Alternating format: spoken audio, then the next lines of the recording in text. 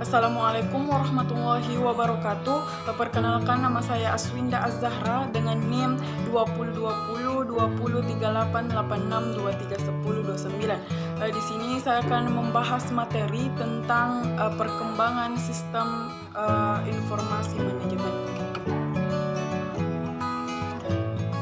Sistem secara umum adalah suatu paduan yang terdiri dari beberapa unsur yang tergabung satu sama lain agar mempermudah laju aliran informasi, energi ataupun materi hingga dapat mencapai tujuan tertentu.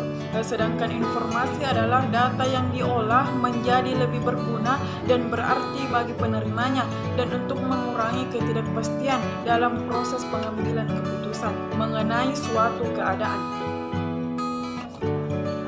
Konsep dasar sistem informasi. Ada beberapa konsep pokok sistem informasi manajemen, yaitu yang pertama yaitu konsep informasi, di mana informasi menambahkan sesuatu pada penyajian, yaitu sehubungan dengan waktu dan mutu. Yang kedua yaitu konsep manusia sebagai pengolah informasi, di mana di sini kemampuan manusia sebagai pengolah informasi menentukan keterbatasan dalam sistem informasi dan mengesankan dasar-dasar rancangan mereka. Yang ketiga yaitu konsep sistem. Dikarenakan sistem informasi manajemen adalah sebuah sistem, maka konsep sistem perlu untuk memahami dan merancang pada pengembangan sistem informasi. Yang keempat yaitu konsep organisasi dan manajemen. Sistem informasi berada di dalam sebuah organisasi dan dirancang untuk mendukung fungsi manajemen. Informasi adalah penentu yang penting dalam bentuk keorganisasian. Yang kelima yaitu konsep pengambilan keputusan, yaitu rancangan sistem informasi manajemen bukan hanya harus mencerminkan rancangan rasional terhadap optimasi, akan tetapi teori keperilakuan pengambilan keputusan dalam organisasi. Dan yang terakhir yaitu konsep nilai informasi, di mana informasi mengubah keputusan, perubahan dalam nilai hasil akan menentukan nilai informasi. Perkembangan sistem informasi manajemen. Sesungguhnya konsep sistem informasi telah ada sebelum munculnya komputer. Sebelum pertengahan abad ke-20, di mana pada masa itu masih digunakan kartu punch, pemakaian komputer terbatas pada aplikasi akuntansi yang kemudian dikenal sebagai sistem informasi akuntansi. Namun demikian, para pengguna khususnya di lingkungan perusahaan masih mengesampingkan kebutuhan informasi bagi para manajer. Aplikasi akuntansi yang berbasis komputer tersebut diberi nama pengolahan data elektronik atau PDE. Pada tahun 1964 memperkenalkan proses baru yang menggunakan silicon chip circuitry dengan kemampuan pemrosesan yang lebih baik.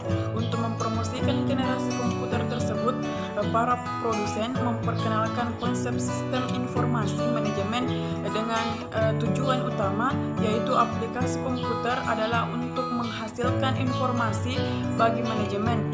Ketika itu mulai nampak komputer mampu mengisi kesenjangan akan alat bantu yang mampu menyediakan informasi manajemen. Konsep sistem informasi manajemen ini dengan sangat cepat diterima oleh beberapa perusahaan dan instansi pemerintah dengan skala besar.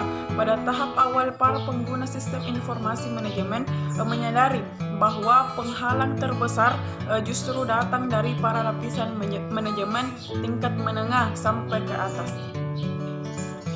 Perkembangan konsep ini masih belum mulus dan banyak organisasi mengalami kegagalan dalam aplikasinya karena adanya beberapa hambatan. Beberapa hambatan tersebut antara lain adalah yang pertama yaitu kekurangpahaman para pemakai tentang komputer. Yang kedua yaitu kekurangpahaman para spesialis bidang informasi tentang bisnis dan peran manajemen. Yang ketiga yaitu relatif mahalnya harga perangkat komputer, dan terakhir yaitu terlalu berambisinya para pengguna yang terlalu yakin dapat membangun sistem informasi secara lengkap sehingga dapat mendukung semua lapisan manajer. Selanjutnya yaitu peran strategi sistem informasi manajemen. Adapun peran strategi sistem informasi manajemen dapat dijelaskan sebagai berikut. Yang pertama yaitu meningkatkan produktivitas dan efisiensi operasional seperti menurunkan biaya operasi, meningkatkan kualitas dan fitur produk barang dan jasa, meningkatkan proses operasional dan lingkungan kerja. Yang kedua yaitu memperkenalkan inovasi bisnis seperti produk atau jasa baru, pasar dan usaha baru dan produksi, distribusi atau proses lain yang baru. Yang ketiga yaitu membangun sumber informasi strategis, menghasilkan database strategis dan penggunaan teknologi informasi dalam strategi dan peningkatan kapabilitas organisasi. Yang selanjutnya yaitu faktor yang mempengaruhi pengembangan sistem informasi.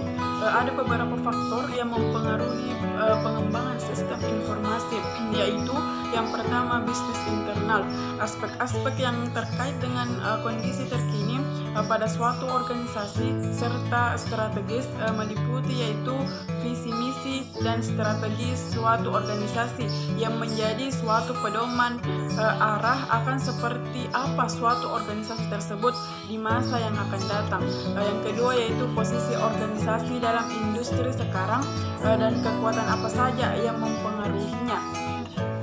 Yang kedua yaitu bisnis eksternal, merupakan aspek-aspek di luar organisasi yang dapat mempengaruhi strategi organisasi seperti aspek politik, diantaranya kebijakan pemerintah dan peraturan perundang-undangan.